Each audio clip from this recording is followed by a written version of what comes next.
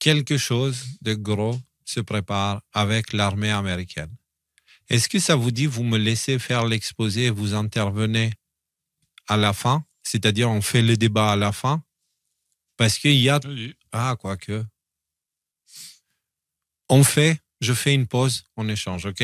Parce que je voudrais justement, ça s'est fait tellement naturellement, la transition avec le sujet effet Cobra, que c'est juste incroyable. Une réunion très inhabituelle de près de 800 officiers supérieurs de l'armée américaine, donc généraux et amiraux de grade O7 ou plus, ainsi que leurs principaux conseillers, donc pas seulement les chefs militaires, mais aussi leurs conseillers, et ont été convoqués par le secrétaire de défense Peter Hegseth, il faut qu'il trouve des noms, à la base du corps des marines de Quantico en Virginie. C'est un truc extraordinaire, exceptionnel. Voilà, c'est super important ce qui se passe. Ordonné en urgence. Les images, elles viennent de cette réunion-là. Hein. Voilà, c'est juste, il y a quelque chose dans l'image qui dit plus que les mots.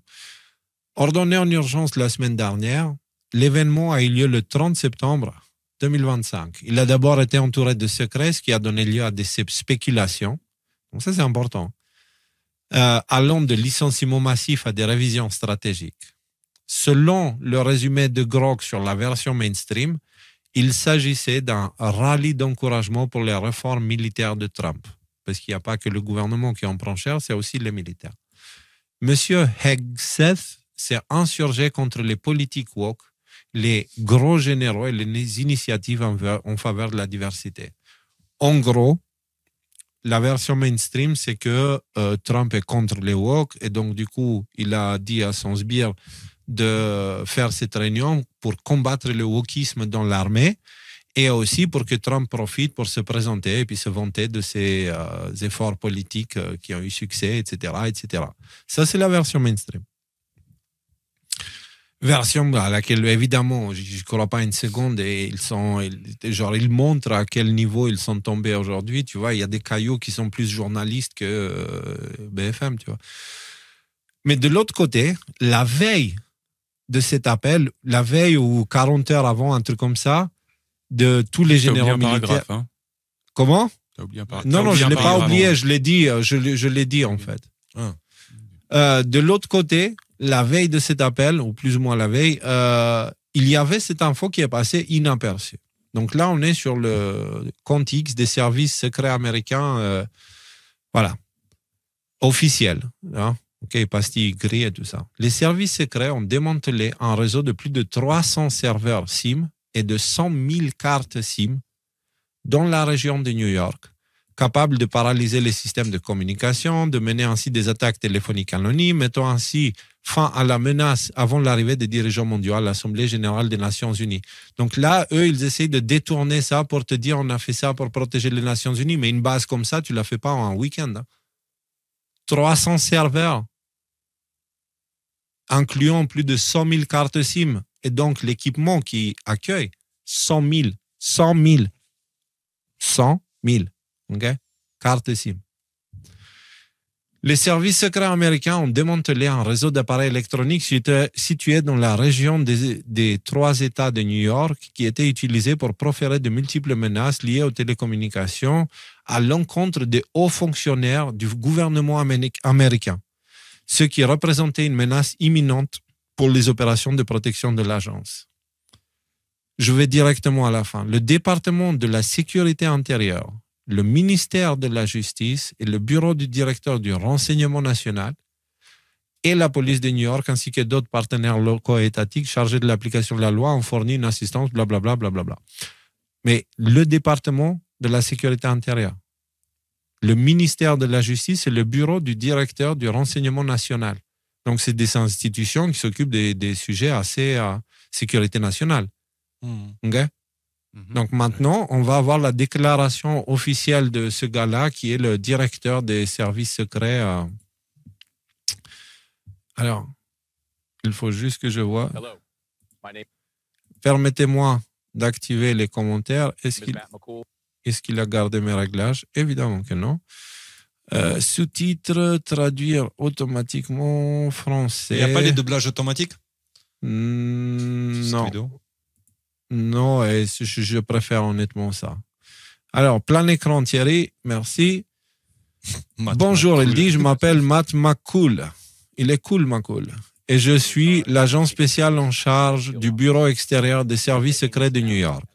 Nous faisons cette annonce dans l'intérêt public compte tenu du moment, de la quantité et de la concentration des matériaux récupérés au cours d'une récente enquête de renseignement de protection des services secrets. Suite à de multiples menaces imminentes liées aux télécommunications dirigées contre des hauts responsables du gouvernement américain ce printemps, les services secrets américains ont lancé une enquête de renseignement de protection pour déterminer l'étendue et l'impact que ces menaces pourraient avoir sur les opérations de protection. Il s'agissait d'un effort difficile et complexe visant à identifier la source de ces appels frauduleux et leur impact sur la mission de protection des services secrets. Au cours de cette période, nous avons bénéficié de l'assistance technique et du soutien de partenaires fédéraux, notamment des enquêtes sur la sécurité intérieure du ministère de la Justice et du Bureau de directeur du renseignement national. Nous avons également reçu un soutien phénoménal de la part de nos partenaires chargés de l'application de la loi au niveau des États, au niveau local, notamment la police. L'enquête nous a conduits dans la région des 3 États de New York où les enquêteurs ont découvert des dizaines de milliers d'appareils cellulaires colocalisés et en réseau capables de mener des attaques de télécommunications néfastes. Ces appareils permettaient des communications cryptées, anonymes, entre des acteurs potentiels de menaces et des entreprises criminelles, permettant ainsi aux organisations criminelles d'opérer sans être détectées. Des organisations criminelles qui mettaient la pression sur les hauts responsables du gouvernement. C'est passé comme ça.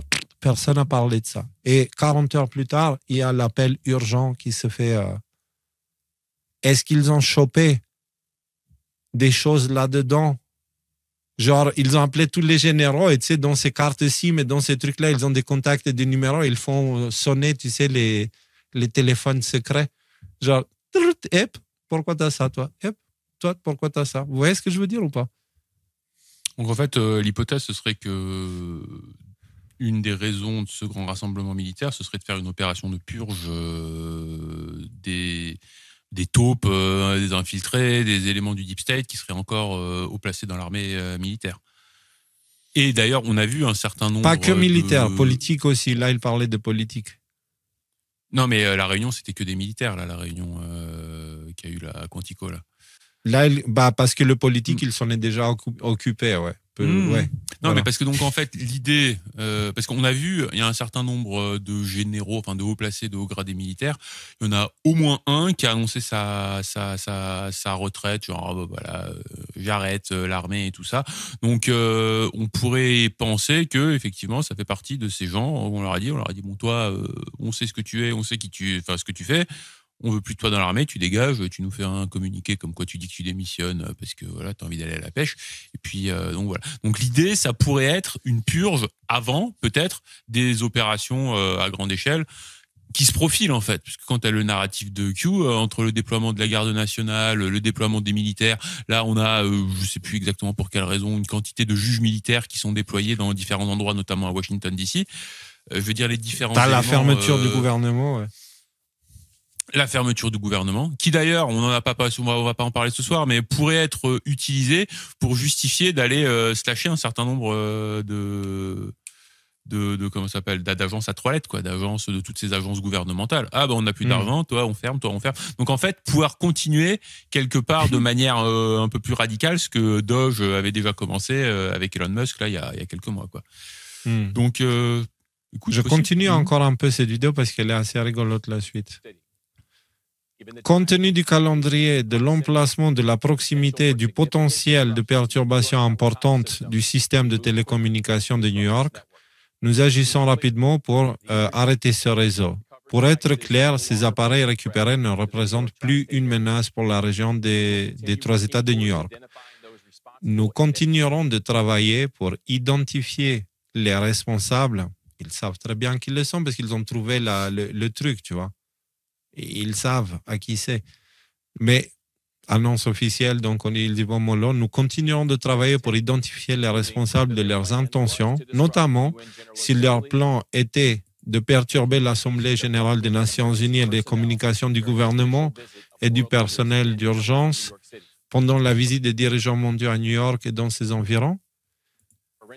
Des examens médicaux. En fait, en gros, l'argument qui est utilisé, qui est pour moi une couverture, c'est qu'il y a eu cette réunion des Nations Unies où Trump il a fait son discours et l'escalateur et blabli. Et ça a été fait juste avant, justement. Et est-ce que... enfin, ils te disent que cette chose-là ciblait peut-être cette réunion-là pour intercepter les communications de blablabla. Est-ce que c'est ça? Moi, je ne pense pas que c'est ça parce qu'encore une fois, un système comme ça, tu ne l'installes pas vite fait en un week-end. Donc, je ne pense pas que c'est ça parce que le résultat immédiat, c'était l'appel des généraux. Mais il y a un autre truc. Est-ce qu'on se rappelle de l'OTAN qui disait qu'ils ont plus de 100 000 soldats digitaux? Ils ont trouvé les soldats digitaux. Parce que ces cartes SIM, c'est des soldats pour le coup vraiment digitaux. Ces cartes SIM permettent de créer des comptes. Et ils disent que c'est un bloc d'un plus grand réseau qui peut avoir encore plus, tu vois. Et donc, en gros, okay. De quoi? Je vois où tu vas, en fait. Là, ton hypothèse, c'est qu'en fait, là, ils sont en train de démanteler une des cellules du framework Disarm, de ces usines à bots qui font du... Toutes les cellules entre Musk qui parle de l'algorithme. Est-ce qu'il a un peu mieux l'algorithme et qui te pose la question le jour où il y a ça, tu vois? Ou non, 2 jours après, tu vois? Le timing, tout est ensemble. Donc, l'algorithme semble s'être amélioré. On a quand même les bots qui se manifestent dans les commentaires, mais peut-être parce qu'il y en a vraiment beaucoup. Mais par contre, là, 100 000 cartes SIM, je veux dire, dans une opération de... Tout à l'heure, on a vu les bots de la DARPA qui étaient utilisés pour attaquer Trump. Vous avez vu cette nouvelle? On l'a mentionné? Non, on l'a pas mentionné. Justement, pensez à Framework Disarm et les plus de 100 000 soldats digitaux de l'OTAN. Q nous en avait parlé d'un sujet qui pourrait en avoir lien. Regardez cette nouvelle que Q nous avait partagée en 2020.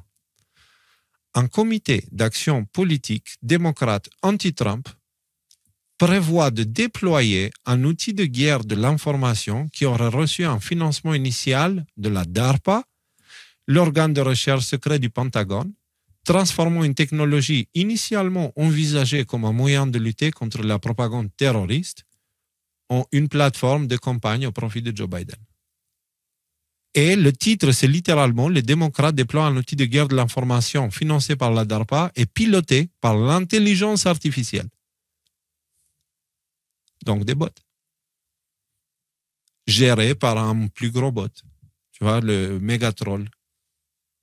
En fait, Megatron, dans Transformers, c'est Megatroll à la base, il s'appelait, mais ils n'ont pas osé. C'est une hypothèse intéressante, à savoir que donc en fait ces histoires de démantèlement, ce serait pas effectivement des activités criminelles, mais ce serait donc les usines à bots financées pour gérer le narratif néanmoins en Occident.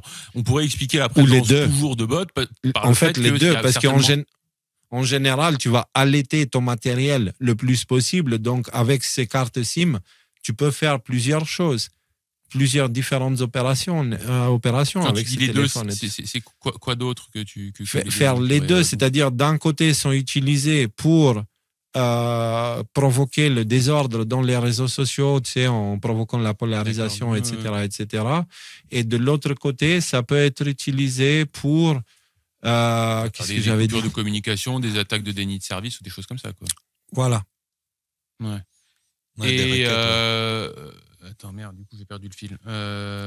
Oui, les bots, je veux dire, c'est pas pour autant que les bots vont disparaître du jour au lendemain, parce que des fermabots, oui, ok, il y en a aux États-Unis certainement, il y en a aussi certainement en Europe, il y en a aussi certainement en Chine, en Russie, et donc dans toutes les grandes puissances qui essaient de jouer avec les armes de 2025. Le problème, c'est que on peut pas faire plus de savoir si c'est une hypothèse. Moi, je trouve que c'est une hypothèse très intéressante. Après, on sait pas. Mais moi, je vois 3 morceaux du puzzle qui s'embriquent ensemble. Je les mets ensemble dans un coin et je continue le reste du puzzle et je verrai à la fin, tu vois.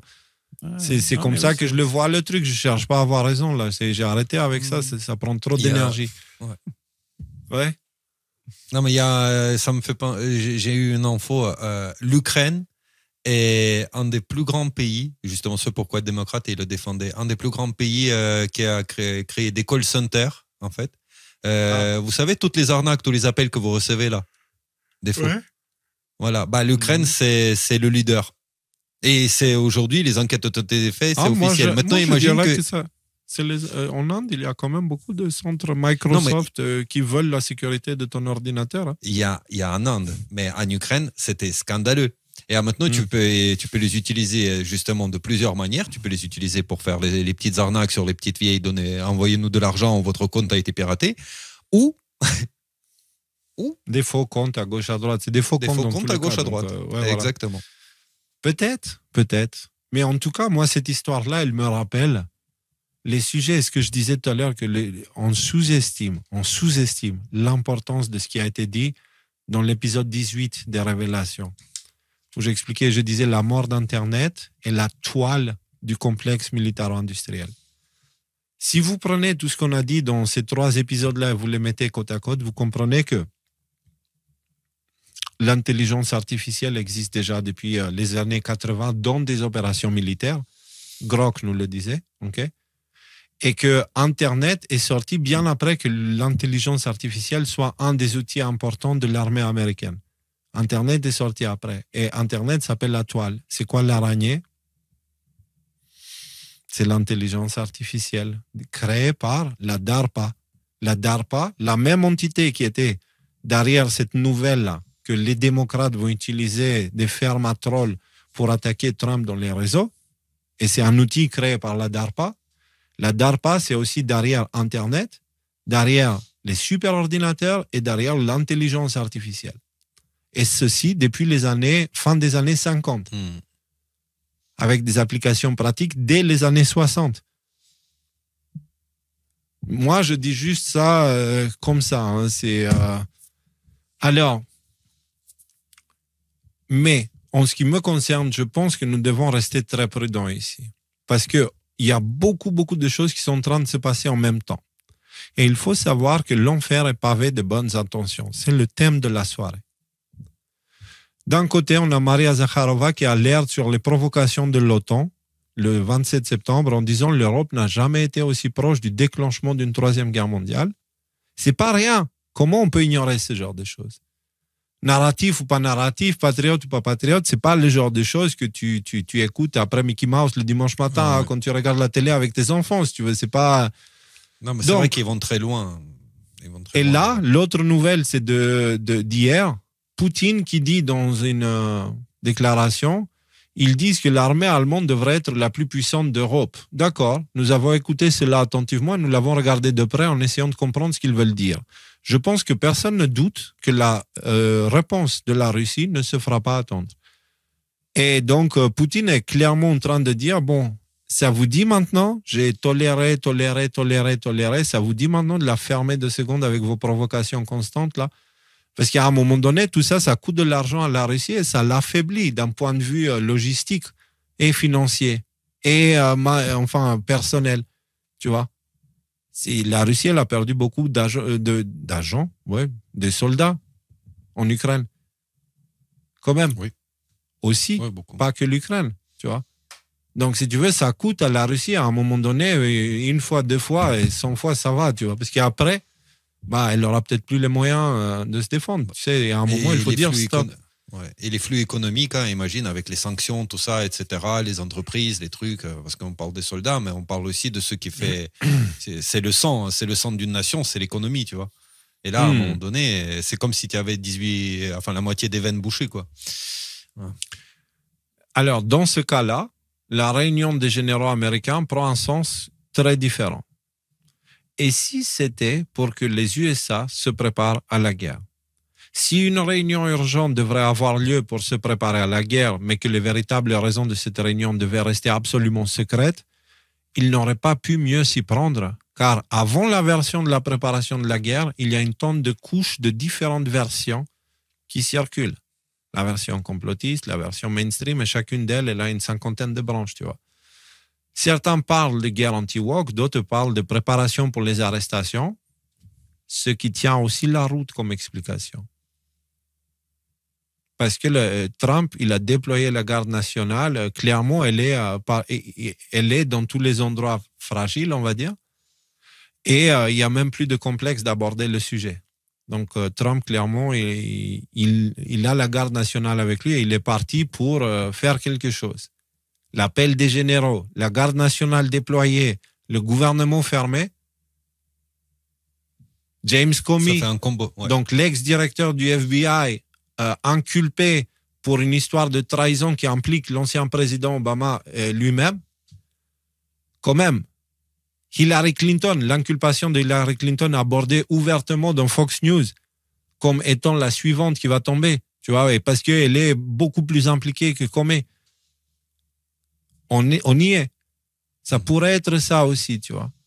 Depuis le début de nos émissions en 2020, on parle d'intervention de l'armée américaine pour combattre un ennemi infiltré. OK? C'est ce que Trump a déclaré dans cette prise de parole qu'il y a eu quelque part à Vancouver. Non, c'est quoi? Quantico. C'était pendant la réunion. Oui, voilà. Et il est venu pour leur dire qu'ils sont là pour se battre contre un ennemi qui est à l'intérieur. On écoute un petit peu, c'est pas très long. 37 secondes. Défendre la patrie est la première et la plus importante priorité de l'armée. Ce n'est que ces dernières décennies que les politiciens ont, d'une manière ou d'une autre, commencé à croire que notre travail consiste à surveiller les confins du Kenya et de la Somalie. Oui, ça fait 15 ans, depuis j'ai un doute que je dis oui, ça c'est pas normal ça. Alors que l'Amérique est envahie de l'intérieur. Nous sommes envahis de l'intérieur. Ce n'est pas si différent d'un ennemi étranger, mais plus difficile à bien des égards parce qu'il ne porte pas d'uniforme. Peut-être une référence à FBI qui était aussi sans uniforme. Bref, au moins, quand ils portent un uniforme, vous pouvez les neutraliser, mais ces gens-là n'en portent pas. Donc, en gros, voilà, il explique l'idée, tu vois. Nous sommes envahis de l'intérieur et nous y mettrons fin très rapidement. Parce que, est-ce que tu peux expliciter, parce que tu as dit que bon, l'hypothèse des arrestations, qui, moi, c'est l'hypothèse que je vois en train d'arriver. Après, toi, tu as une autre hypothèse, mais est-ce que tu peux l'exprimer genre explicitement, parce que je suis pas sûr de l'avoir compris. Explicitement, la semaine dernière. Sun Tzu, il disait quoi? Montre-toi faible. Chu nous a parlé de ça. Montre-toi faible quand tu es fort, montre-toi fort quand tu es faible. Actuellement, quelle est l'entité qui se montre la plus faible aux yeux de tous? Pour celui qui a des yeux pour voir et qui est capable d'analyser un petit peu la situation. Quelle est l'entité la plus faible? C'est l'OTAN. L'OTAN, elle a le cul entre deux chaises et elle ne sait pas de quel pied danser en ce moment. Elle veut absolument une guerre, mais elle n'a plus les moyens de la faire. Tu vois? Et donc en fait, c'est la même hypothèse que tu disais là, il y a 2 semaines, en fait, que toi, tu penses que peut-être que derrière, il est en train de la mettre à l'envers à tout le monde et il va avoir un effet de surprise pour aller attaquer la Russie. C'est pas je pense que, Rudy. C'est que quelqu'un a besoin de penser à ça, et comme tout le monde pense la même chose, et qu'il y a besoin que quelqu'un réfléchisse, bah, je prends volontiers ce rôle, même si je prends des coups avec, tu vois. Mais je ne le fais pas parce que je le pense. Je ne fais pas parce que je le pense, je le fais parce que pour être plausible, parce qu'il faut le pousser. Quoi. Si on ne le fait pas, on va s'enfermer dans la pensée unique et j'ai pas envie de finir en colère, énervé, avec des débats fermés, des conneries comme ça, tu vas isolé dans mon coin. Je veux pas ça. Tu vois, je veux vraiment avoir les yeux ouverts parce qu'au final, moi, mon pacte, c'est avec Dieu, c'est pas avec Trump, tu vois. C'est avec mon père. Mais moi, j'ai envie de... Voilà, c'est... merci. J'ai envie de te contredire, Léo, justement, en utilisant ta propre logique, justement, par être fort quand on est faible et faible quand on est fort. Trump à l'ONU, là. Tu sais, ces déclarations. Non, regarde. Non, mais attends. Ouais. La Russie est un tigre de papier, ok? Voilà. Genre, c'est bon, c'est une carpette, on va vous donner, si vous voulez bien acheter nos armes, vous allez la défoncer, etc. Et c'est vrai que la Russie, elle paraît extrêmement faible, là, tout de suite. Il y a, à l'intérieur de la Russie, il y a les problèmes d'approvisionnement en essence. L'essence. Je pense que ça représente ça. Voilà. Ouais. Toutefois, je ne pense pas que ça soit dirigé, que ça, justement, cette réunion soit dirigée contre la Russie, là, maintenant. Voilà. Je ne Je Mais sais Léo pas. pense pas non plus, en fait. Je Parce ne que- le pense pas non c'est- plus, mais par non, mais contre, c'est pas pour si dire qu'il le jamais... pense, c'est pour présenter un autre argument, justement. Ouais, Parce que ouais. jusqu'ici, Trump, sur le plan militaire, il a fait toujours exactement le contraire de ce qu'il a annoncé. Mais Oui. exactement le contraire. C'est-à-dire qu'il a dit, nous allons prendre un peu de temps pour voir avec l'Iran, etc. La nuit suivante, OK? À chaque fois, c'était des trucs complètement par surprise. Et dès qu'il annonçait quelque chose, il s'est passé exact l'inverse. Sur le plan militaire, c'est évident. Ouais. Si vous voulez, on pourrait d'ailleurs faire pour les prochains lives un exercice. On va voir les annonces de Trump et les actions derrière. Et on va s'en apercevoir qu'en fait, c'était à chaque fois l'inverse. Et après, il se disait, oui, nous avons accompli un très, très bon travail. Bah, sur cette hypothèse, moi aujourd'hui, je vais essayer de mettre de côté le fait que voilà, ça me dérange. J'aimerais pas que ça se passe. Genre, ce serait, si jamais c'était le cas, ce serait une très mauvaise nouvelle quand même pour tout le monde en fait. Bon, je vais essayer de mettre mes jugements émotifs de côté. Elle s'inscrit pas dans le puzzle pour moi parce qu'il parle d'ennemis intérieurs, Là maintenant, s'il allait balancer un truc pour prendre par surprise la Russie, Rudy, il parle aux yeux du Ouais. public. Si jamais il y avait un véritable plan, il se ferait dans le plus grand des secrets. Il se ferait justement, toutes ces choses-là seraient la couverture pour des communications importantes qui se font de bouche à oreille, tu sais, qui se font en direct, pas par des réseaux, parce que c'est comme ça qu'on se prépare pour une guerre, en général. c'est comme Tu ça vois. qu'ils se préparent pour une guerre, mais il y en a d'autres qui se préparent pour la guerre en ce moment, c'est les Russes, quoi. Donc, si jamais tu veux les prendre par surprise, c'est pas un bon moment. Donc, écoute, on verra. J'espère que c'est pas le cas, mais moi, aujourd'hui, cette hypothèse me paraît être une pièce qui rentre pas du tout dans toutes les autres pièces qui sont sur la table. C'est juste ça le feeling que moi j'ai. Maintenant, j'en sais rien. On verra. Voilà. L'avenir Une perspective historique, d'accord? Regardez l'histoire des révolutions et le rôle des généraux globalement dans les histoires des révolutions. Moi, je prends celle que je connais le mieux, c'est la révolution bolchevique de 1917. Ce qui a permis à ce qu'il y ait eu une longue guerre civile après la révolution bolchevique, c'est que certains généraux, amiraux et compagnie, ils ont décidé de rester du côté du tsarisme, etc. Et donc, du coup, et autour d'eux, ils ont fédéré déjà des soldats qui leur ont été fidèles, mais ils avaient la capacité de fédérer des forces armées autour d'eux pour pouvoir faire contre-pouvoir contre cela.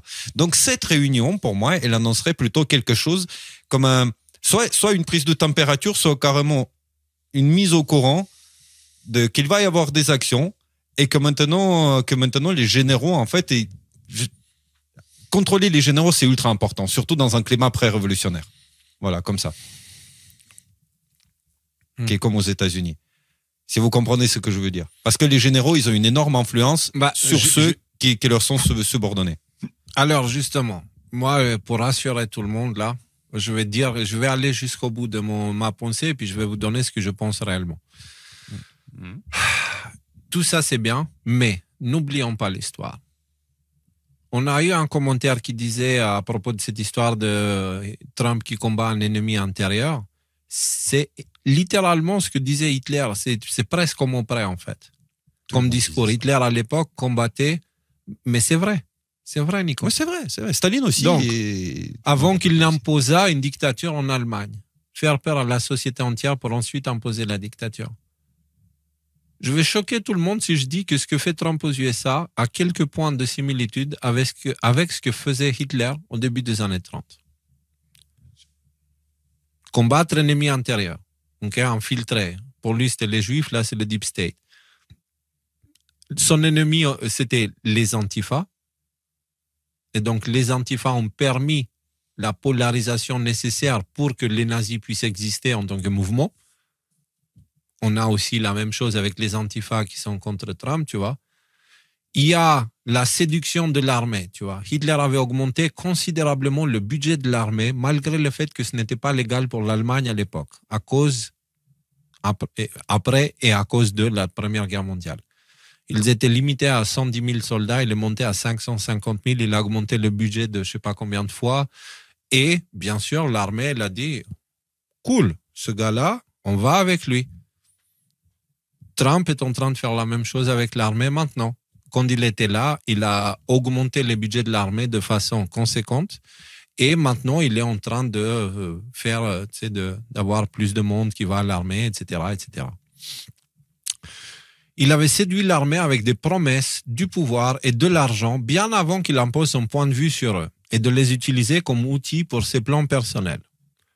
Cela dit, la différence, c'est que l'armée allemande a été forcée de combattre un ennemi à l'extérieur et le sale travail de la suppression de l'opposition était laissé entre les mains de l'équivalent des services secrets de l'époque. Il n'a jamais séduit l'armée, Hitler, pour l'utiliser comme main pour écraser sa propre population.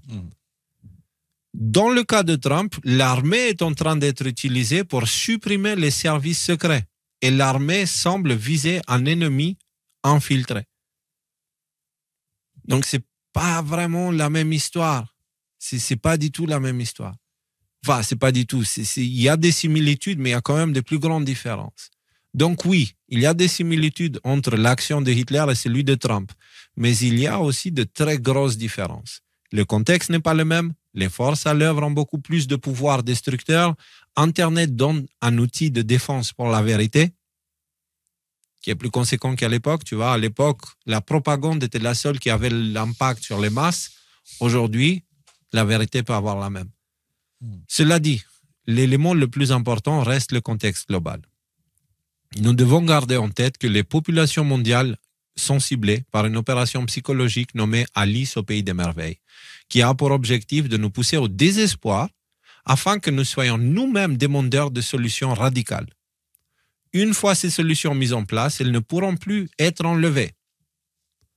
Pensez à la création de l'ONU, l'OTAN, le FMI, la Banque mondiale, l'OMS, mon cul sur la commode, toutes ces institutions qui ont été créées avec de bonnes intentions, mais une fois installées, elles ont été à l'origine d'un grand nombre de désastres et d'une déstabilisation du monde comme on n'a jamais vu dans l'histoire de l'humanité. Ces organismes de protection de paix sont devenus la raison pour laquelle il y a beaucoup de guerres dans le monde. Ce sont devenus les outils qui provoquent ces guerres. Tout ça pour dire que les choses, pour que quelque chose de majeur se prépare en arrière-plan, et plus que jamais, gardez en tête la phrase « L'enfer est pavé de bonnes intentions ». Il ne faut pas non plus oublier qu'il n'y a jamais eu un dictateur dans le monde qui s'est installé en disant « Je serai un méchant dictateur et je me mets en pouvoir et je vais vous tuer tous ». Non, au début de leur carrière, ils sont tous séducteurs et proposent et montent au pouvoir en tant que solution radicale dans une période désespérée. 100% du temps. Et j'attire l'attention de tout le monde qu'on entre dans une période désespérée avec une transformation inévitable qu'on connaît. Gardons un œil ouvert parce que ce qu'on va installer, il faut bien qu'on voit ce qui le motive. C'est quoi le carburant que l'institution consomme? Parce que l'effet cobra, l'effet du serpent, c'est la vengeance du serpent. Quand tu cherches à faire chier le serpent, il se retourne, il te pique. Et on va en parler dans 2 secondes. Justement, c'est un effet que vous allez comprendre pourquoi on dit l'enfer est pavé de bonnes intentions. Et vous allez comprendre pourquoi je suis aussi méfiant de cette situation-là. Il ne faut pas non plus oublier qu'il y a... blablabla. Alors, est-ce que Trump, il est comme ça? Séducteur pour ensuite faire son truc. Difficile à dire car souvent, il dit un truc et il fait l'exact opposé, comme tu disais, Nico, à l'instant. Est-il pour l'utilisation de la blockchain, qui est un plan de la CIA en collaboration avec la Fed pour dévaluer la dette américaine? Il dit que oui, et il pousse vers la blockchain, mais Q nous dit qu'on va vers l'or. Et dans le poste de Q, on trouve justement, oui, machin, le dollar, l'or et tout ça. Et il y a quelqu'un qui dit, mais est-ce que nous avons tout cet or? Et Q qui répond, oui, l'or va détruire la Fed par le Bitcoin. Donc, moi, de ce que je comprends, c'est Trump, il montre qu'il est pour la blockchain, mais en arrière-plan, l'opération Storm, Tempête, elle est contre. Et en fait, ce que je dis que c'est une opération de la CIA, tu sais, je réfléchissais l'autre jour, je me dis, tout le monde parle des CBDC. Tu sais, des monnaies numériques des États. Centrale, ouais. Ça existe déjà et ça s'appelle les stablecoins. Et c'était le but depuis le début, parce que ces stablecoins doivent être validés par de l'argent de l'État. Donc, si l'État garantit derrière, ces stablecoins, ils ont de la valeur. Donc, pouf, hop, c'est fait. Et il y a des gens qui utilisent aujourd'hui les stablecoins. Ce sont des monnaies qui sont basées à une monnaie précise. Donc, c'est une crypto-monnaie basée à l'euro ou une crypto-monnaie basée sur le dollar, et ainsi de suite. Ça existe déjà. Les monnaies digitales backées par l'État, ça sert de réserve la plupart du temps.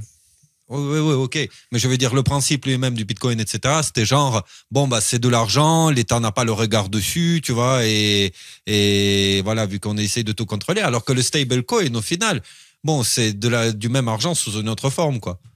Bah, pas vraiment. Tu vois, mais juste contrôlable après l'idée numérique, quoi. Tu fais l'idée numérique, tu as le stablecoin, ça y est. Alors là, je veux dire, je pense qu'il faut être très vigilant à ce qui est dit, parce qu'il y a des aspects techniques que si on les maîtrise pas, on peut dire beaucoup de bêtises sur les stablecoins. Moi-même, je ne les maîtrise que très peu, ces aspects-là. Donc, je vais m'abstenir de dire beaucoup de choses, parce que je risque de dire beaucoup de bêtises. Néanmoins, je pense qu'il y a une vraie différence entre CBDC et stablecoin, c'est que le stablecoin, aujourd'hui, si un stablecoin est basé sur XRP, par exemple, l'État n'a pas la possibilité de te dire, toi, t'as de l'argent, bah, t'as plus d'argent. Et ça fait une grosse différence quand même à la fin de la semaine. L'État, il a la capacité de dire cet argent digital qui est sur la plateforme XRP, qu'ils peuvent identifier et marquer, parce que sur la blockchain, tu peux tout suivre, ils te disent, celles-ci, elles sont dans un groupe terroriste, donc tu ne le back pas, cet argent-là, et tu peux le virer. XRP, plus, c'est un des trucs les plus centralisés, affreux. Je sais qu'il y en a plein qui vont me tirer dessus là, mais je connais les fanatiques des blockchains. Là, moi, je m'arrête dans le débat parce que ça débat. Non, moi, je dis des choses que je sais, parce que c'est un sujet que j'étudie depuis des années et des années. J'ai commencé dans la blockchain en 2017 et dans la création monétaire en 2009. Et donc, du coup, j'ai suivi l'évolution. En 2009, c'était aussi le début du Bitcoin, si tu veux. Et donc, j'ai suivi un peu l'évolution, etc. Et ce que je vois, c'est qu'aujourd'hui, tu peux aller acheter la quantité que tu veux de stablecoin, plus ou moins. Et il y a des institutions privées qui peuvent créer de l'argent à partir de rien. C'est-à-dire, toi, tu leur donnes des dollars et eux, ils te donnent en échange un stablecoin. Et du coup, eux, ils sont obligés de garder une réserve. Mais ils font exactement la même chose que les banques. Cette réserve-là, ils s'en servent en attendant, etc., etc. Elle n'est pas backée par l'État. Mais en tout cas, tu penses que tous ces faux dollars, qu'est-ce que ça provoque au vrai dollar? L'inflation.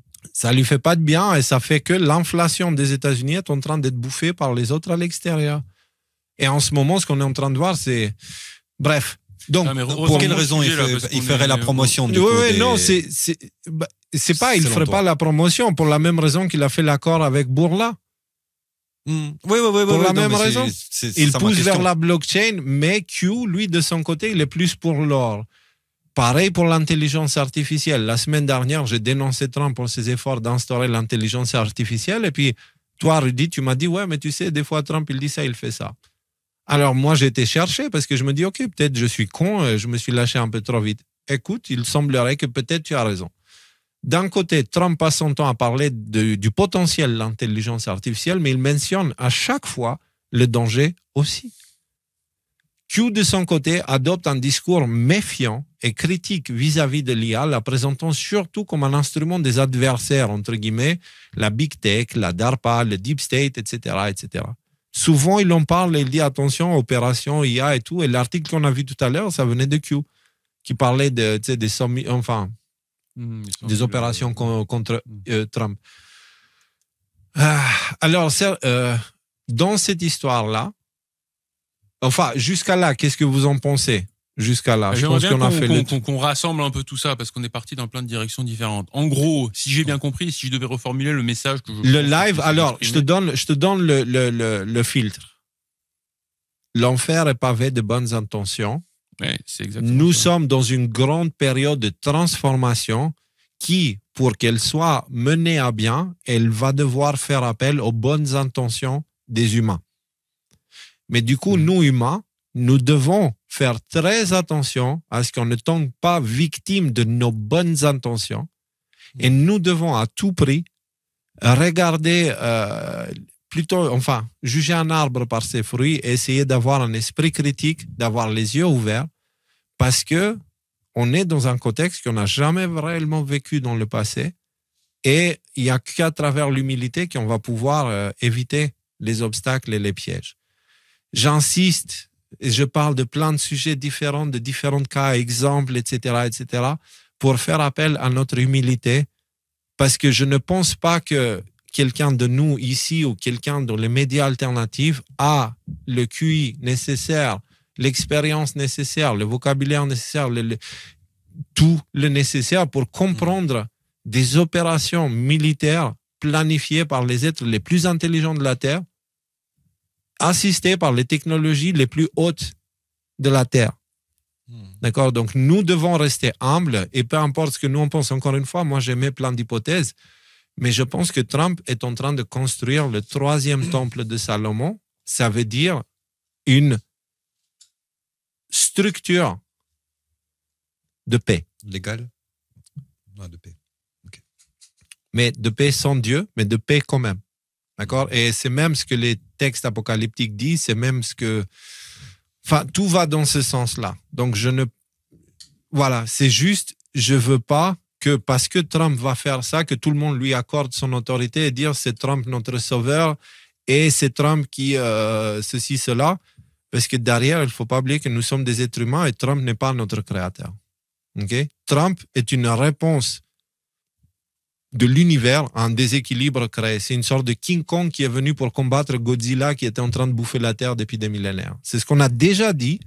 Et pour ceux qui nous disent qu'on change d'avis, qu'on a changé d'avis sur Trump et qu'on n'est plus les mêmes et qu'on est opposition contrôlée, blablabla, j'ai trouvé un live que je vais vous demander de prendre 2 minutes de regarder de 10 août 2021. On peut dire qu'on était encore au début, mais c'était le premier mois où il y avait Nicolas avec nous. OK? Ouf, c'est vieux. Pas le premier live, le premier mois. Donc, ouais. C'est les décodeurs. Je vais avancer un petit peu.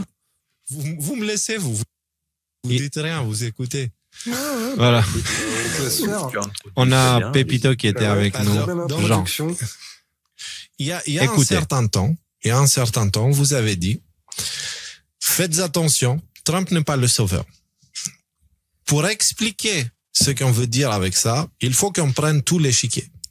Parce que si on vous explique juste Trump n'est pas le sauveur parce qu'on pense que c'est ci ou c'est ça, voilà, il y a les bats de baseball qui vont sortir. On veut pas de ça, d'accord? Et on veut surtout discuter parce que vous allez voir que même au sein des décodeurs, on n'est pas forcément d'accord. Et on discute même entre nous parce qu'on essaie de décoder la situation. On n'essaie pas de se battre pour qui a raison. On essaie de comprendre, ok, et de s'entraider. Actuellement, l'échiquier mondial nous dit quoi? C'est que nous avons 3 joueurs, ok? Nous avons l'État profond. Nous avons les États-Unis parce qu'actuellement, ce sont les seuls qui tiennent tête à l'État profond. Tous les autres pays, ils se sont baissés, ils ont baissé leur froc et se sont mis à 4 pattes devant l'État profond. Les États-Unis avec Trump et l'armée américaine ne l'ont pas fait. Donc, nous avons ces 2 entités qui sont en train de se battre. Et la 3e entité, ce sont les humains. Parce que nous, humains, nous sommes ni Trump et l'armée américaine, ni le Deep State. Aucun de ces 2 entités a pour priorité notre bien-être à nous, humains qui vivons en Europe et plus particulièrement en France. On va pas regarder toute l'émission, mais si ça vous intéresse, je peux la partager et vous allez avoir la version de Rudy qui est plus ou moins la même qu'à l'époque, mais avec beaucoup plus de nuances. La version de Nicolas qui est plus ou moins la même, mais avec beaucoup plus de nuances. La version de Pépito, et vous allez comprendre pourquoi cet être était juste aussi extraordinaire, parce que c'est le gars qui a fait un débat avec Tristan Mendes, tu vois, il était tellement dans la conversation, dans la quête, et là, il nous met en garde déjà à l'époque, il dit, moi, je cherche des choses concrètes, il y a beaucoup de choses qui se disent, mais moi, je veux le concret et tout, et j'ai eu une petite larme en regardant cette émission, quand je me suis rappelé de cet ange qu'on avait avec nous. On pense à toi. On pense à toi. Et on a aussi ma version que vous avez entendu une partie là. Ça, c'était l'introduction de l'émission. En quoi c'est différent avec ce qu'on vient de dire ce soir? Est-ce que vous avez remarqué, est-ce que je suis fou ou est-ce qu'il y a une différence, la moindre différence dans l'approche qu'on a là, en août 2021? Non, je vais te dire, en fait, l'incompréhension que je pense ont les gens, notamment vis-à-vis de ce que tu dis, toi, Léo, c'est qu'ils te prêtent des idées que tu n'exprimes pas. Tu vois, ils n'entendent pas ce que tu dis, ils entendent ce qu'ils ont envie d'entendre que tu dis. Non. Ils entendent ce qu'on dit de moi. Et c'est ça que je te dis, le psyop. C'est-à-dire que quand tu t'exprimes comme ça, moi, avec tout l'historique que j'ai, la connaissance personnelle qu'on a ensemble et tout ça, je comprends que ton message, c'est de se dire, bon les gars, là, on est tous en train de voir, il y a des choses très positives qui se passent, mais s'il n'y en a pas un qui garde la position de se dire, attends, peut-être qu'il y a une possibilité, il y a 3% de chance qu'on nous la mette à l'envers. Ok, ben moi, je vais être celui qui va pointer du doigt les 3% de chance, comme ça, si jamais ces 3% de chance, aussi peu probable que ça arrive, bah on sera quand même moins surpris, on aura le temps de s'adapter. Ça, c'est ton rôle. Un homme averti en vote 2. Voilà. Les gens, ce qu'ils entendent quand tu dis ça, c'est ouais, attends, le mec, il disait qu'il a soutenu Trump. En fait, maintenant, il est en train de retourner sa veste, mais il le fait pas d'une manière trop frontale parce qu'il sait que sinon, il va se faire tomber dessus et qu'après, derrière, les intérêts personnels et l'argent ou quoi que ce soit comme intérêt qu'on te prête. Donc, je pense que la dichotomie, elle se fait là. Et je pense, comme je te dis, moi, cette histoire de Russie, là, tout ça, pour moi, ça fait pas vraiment de sens, l'hypothèse que tu présentais tout à l'heure. Néanmoins, en 2020, ça faisait pas vraiment de sens, l'hypothèse que ce soit Biden qui soit président pendant 4 ans. Ok? Donc, quand tu fais preuve, Qui était celui qui avait dit que Biden sera mis président et il faut peut-être qu'on accepte cette idée-là? J'étais le seul qui le disait. Tout le monde attendait à ce que Trump fasse, envoie l'armée, arrête, machin, truc et tout. Et c'est moi. Tu vois, c'est ça le truc, c'est que j'ai beaucoup assumé des positions qui ne sont pas les miennes. C'est moi qui étais celui qui a dit on va passer pour des cons devant 35 000 personnes, tu vois, ce jour-là. Parce que je me dis, OK, vas-y, pensez de groupe. On pense que c'est ça, alors vas-y, on y va. Et c'était la dernière fois que j'ai fait ça. Et depuis, on a des véritables débats entre nous et on se permet de penser à autre chose, tu vois. Mais je ne... Voilà. C'est, nous-mêmes, on a été utilisés tellement de fois dans des psyops, tu sais. Il ne faut pas l'oublier aussi. On a dit des choses qui n'étaient pas vraies parce qu'on a été amené à les dire par Q, tu vois. Simplement parce que nous-mêmes, on a fait partie de cette psyop malgré nous, même si on ne le voulait pas. Et donc, ça a eu des conséquences sur nos vies. Tu vois. Il est humble. Je pense que c'est bien d'avoir ce... Tu sais, on en parlait du 10e homme, là, celui qui, même s'il n'est pas d'accord, se sent obligé de prendre la position opposée juste parce que s'il n'y a personne qui le fait... C'est pas obligé, c'est obligatoire dans l'armée d'avoir quelqu'un qui fait ça. C'est obligatoire parce que si tu n'as pas ça, les biais cognitifs du tribalisme, ils font que le groupe part en couille, en fait. Elle se détruit. Ce n'est pas quelque chose que je propose. C'est un choix que je manque. J'aimerais pas avoir ce rôle-là. Je déteste ce rôle-là. C'est moi qui me prends les coups pour une raison, tu vois. Mais il faut que quelqu'un le fasse. Quand tu le fais, ça, ce truc-là, mais non, il faut que ça soit. Et même le fait que je le dise, c'est pas bien, tu vois, parce que du coup, ça veut dire que, c'est pas aussi naturel. Moi, j'aimerais juste, parce que qu'il y ait des débats. De savoir celui que j'ai en face de moi, celui que je vais regarder toutes les semaines là avec ma famille devant la télé. C'est important de se dire qu'est-ce qu'il pense au fond, tu vois, et de distinguer ce que tu fais parce que tu dis si jamais il y a personne qui le fait. Du coup, je suis obligé de le faire. De ce que tu penses vraiment et de quelles sont tes réelles convictions. Je sais pas, moi, si t'avais un chapeau quand tu prends ce rôle tu sais, t'appelles ça le rôle du connard. Si t'avais un chapeau avec marqué connard, en gros, là-dessus, comme ça, et quand tu dis là, je vais prendre le rôle du connard, et tu mets ton chapeau. Comme ça, on sait que... Non, parce que en faisant ça, ça veut dire qu'à ce moment-là, je suis en train de jouer un rôle. Tu vois? Et donc, du coup, là, ce que je dis, je ne joue pas vraiment de rôle. Je le fais de plein cœur. Celui qui se pose réellement des questions et qui fait confiance uniquement à ce qui est divin. Tout ce qui n'est pas de Dieu, je le regarde avec un œil critique, tu vois. Et donc, tout ce qui n'est pas de Dieu, ça veut dire les installations politiques. Ça n'existe pas dans le monde animal, tu vois. Ça, j'ai pas confiance. Les médias de masse, ça n'existe pas dans le milieu animal. Je fais pas confiance.